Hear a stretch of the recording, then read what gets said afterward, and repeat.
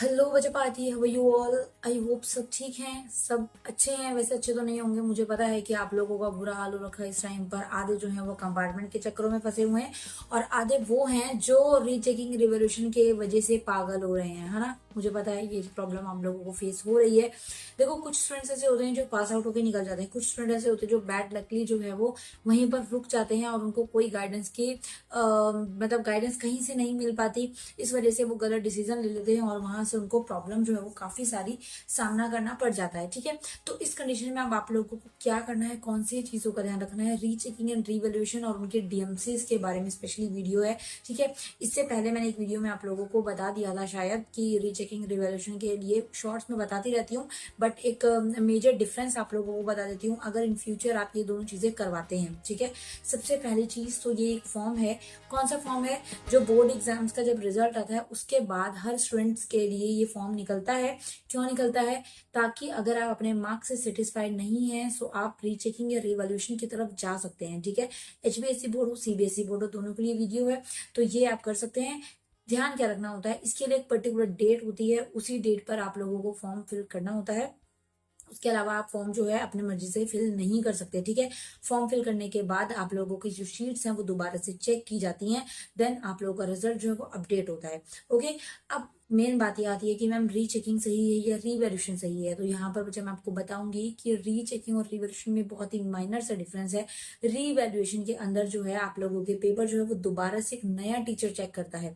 ठीक है, बट री चेकिंग की अगर मैं बात करूं, वहां पर आपकी शीट को जो है वो उसी शीट को क्रॉस चेक कर दिया जाता है कि आपकी शीट प्रॉपरली चेक हुई है या नहीं, आपकी शीट को प्रॉपरली मार्किंग दी हुई है कि नहीं, आपकी शीट के अंदर कोई पेज स्किप तो नहीं हो गया, टीचर ने आपको सारे के सारे मार्क्स जो है एक्यूरेट जोड़े हुए हैं या नहीं। तो all these things see in rechecking. Okay, but revaluation के अंदर मान लो मैंने आपकी शीट चेक की थी और मैं बदकिस्मती से बहुत निकम्मा सा था इंसान और मेरे उस टाइम पर होश में नहीं थी मैं, और मैंने आपको ऐसे फेल कर दिया, तो अगर वो किसी और के पास जाएगी तो फॉर्चुनेटली अच्छी चीज है कि आपकी शीट किसी और के पास जा रही है, तो वहां से वो आपकी शीट को दोबारा से चेक करेंगे और नोटिस किया जाएगा कि आपका पेपर सही है कि नहीं। और उस हिसाब से अगर आपको लक अच्छा चलता है, आपको अच्छा टीचर मिल जाता है, तो आप वहां पर पास हो जाते हो। ठीक है, अब यहाँ पर बात ये आ जाती है सेकंड थिंग कि मैम रीचेकिंग रिवोल्यूशन की फीस के लिए क्या रहेगा।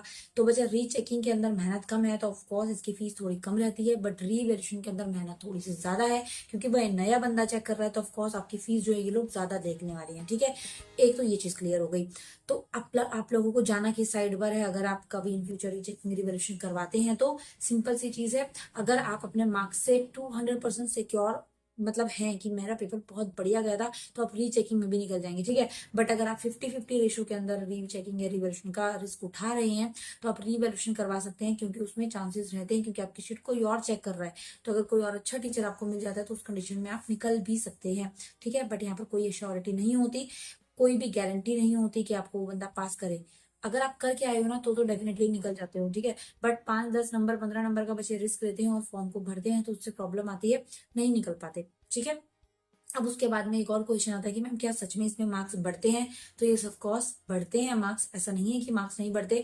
15-20 नंबर से बच्चों के जो है 30-35-40 नंबर तक भी बढ़ते हुए मैंने देखे हैं। ठीक है, 23-27-28 नंबर से बच्चों के 55+ मार्क्स भी बढ़ते हुए मैंने देखे हैं। तो ऐसा नहीं है मार्क्स बढ़ते नहीं है, बढ़ते हैं। ठीक है, कम भी होते हैं। ओके, बढ़ते भी हैं, कम भी होते हैं। और उसके साथ साथ अगर आपके मार्क्स जो हैं वो सेम एज इट इज रह सके हैं, मतलब सही आप लोगों ने करा है, दोबारा से आपको कोई मिस्टेक नहीं पाई गई, तो एज इट इज भी मार्क्स आपको देखने के लिए मिल जाते हैं। ठीक है, तो इस तरीके का कुछ प्रोसीजर रहता है जब आप रीचेकिंग या रिवोल्यूशन करवाते हैं। ओके, अब उसके बाद मेन मैटर ये आता है कि मैम इसकी जो डीएमसी होती है वो किस तरीके की आती है, रिवाइज डीएमसी आती है। तो ये ऑफ कोर्स आपका जब रिजल्ट आएगा रीचेकिंग रिवोल्यूशन का, रिजल्ट की मैं बात करूं तो रिजल्ट यहाँ पर कुछ एक्यूरेट फॉर्म नहीं होता, एक पर्टिकुलर डेट नहीं होती बोर्ड के अंदर कि कब आपका रिजल्ट देते हैं। 10-15 दिन में भी आ सकता है, 2 या 2.5 महीना भी लग सकता है। एचबीएससी बोर्ड की बात कर रही हूँ। ठीक है, सीबीएसई का रिजल्ट जल्दी दे देते हैं, उनकी प्रोसेस थोड़ी स्लो रहती है। ठीक है, मतलब 3 दिन एक चीज के लिए फोटोकॉपी, फिर रीवेरिफिकेशन, रीचेकिंग, वैल्यूएशन, सारी चीजें टाइम टू टाइम आपको करनी है।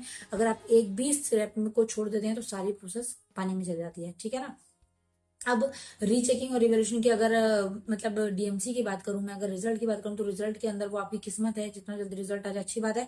अगर अनफॉर्चुनेटली रिजल्ट नहीं आता तो उस कंडीशन में आपको सिंपल सी चीज है, आपको उसका रिवाइज जो आपका रिजल्ट आया है वो निकलवा लेना है, एंड जहां पर भी इसकी नीड हो, जहां पर भी जरूरत हो, वहां पर आपको ये फोटोकॉपी निकलवा के दिखा देनी है, आपको प्रिंट आउट दिखा देना है।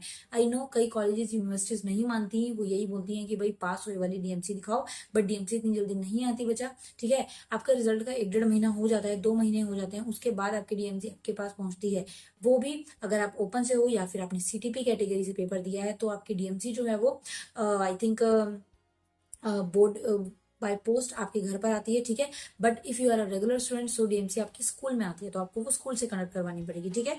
और इसके अलावा में एक और डाउट जो बच्चों को ज्यादा रहता है इसके अंदर कि मैम हमारी जो डीएमसी है उसके अंदर कुछ डिफरेंट आता है, तो ये सब कोर्स मान लो मेरा मैथ्स का पेपर था और मैथ्स के पेपर में पास हो गई, मैंने रिवैल्यूएशन करवाया, और उस कंडीशन में आपकी जो डीएमसी होगी ना, वो आपकी डीएमसी जो है वो पिछली वाली ही सेम आएगी, बट उसमें मैथ्स के मार्क्स जो है वो डिफरेंट हो जाएंगे, क्योंकि आपके मैथ्स के मार्क्स जो है वो बढ़ गए हैं, और आपके मार्क्स जो हैं उन लोगों ने रिवाइज कर दिए हैं, क्योंकि आप पास हो गए हो, या फिर आपने दोबारा से कंपार्टमेंट पेपर दिया तब भी आपकी रिवाइज डीएमसी आती है, आपने रीचेकिंग रिवैल्यूएशन करवाया आप उसमें पास हो गए, उसमें भी आपकी डीएमसी जो है वो दोबारा से आती है रिवाइज होके, ठीक है, चेंज होके। तो आई थिंक ये चीज आपको क्लियर हो गई होगी। स्टिल आपको इससे रिलेटेड कोई डाउट रहता है, मैंने ऑलरेडी बहुत सारी वीडियोस इस पर बनाई हैं, बट स्टिल बच्चों को डाउट रहते हैं, तो आप उसके लिए मुझसे डिस्कस कर सकते हैं। इंस्टा ग्रुप बना हुआ है, बेसिक ज्ञान के नाम से है, मेरी खुद की आईडी भी जो है वो मेरे नाम से नहीं है, बेसिक ज्ञान के नाम से ही है, आप वहां पर भी मुझसे बात कर सकते हैं, फॉलो कर सकते हैं, और कुछ उटपटांग रील्स मैं बनाती रहती हूँ, उनको भी देख सकते हैं, ठीक है, वो आपकी मर्जी है, वो जस्ट आई एम किडिंग। और इसके अलावा में आपको जो न्यू आप एग्जाम देने वाले हैं आपका, मैं उसके बारे में मुझे बताइए कि कौन सा एग्जाम इन फ्यूचर आप देने वाले हैं, एंड कौन से स्टैंडर्ड में आप हैं, 10th और 12th क्लास, ठीक है, and from which board you belong from, CBSE board और एचबीएसई बोर्ड, दोनों बोर्ड की वीडियोज जो है वो आपको यहाँ पर बराबर धीरे धीरे मिलती रहेंगी, ठीक है। थोड़ा सा हेल्थ इशू है, इस वजह से थोड़ा सा मैं स्लो चल रही हूँ, but surely I will come back and with full of जोश एंड स्पीड, ठीक है। नेक्स्ट वीडियो में मिलूंगी मैं। Thank you so much for watching, bye bye, keep share, keep subscribe, and press bell icon, don't forget. Thank you so much, bye bye.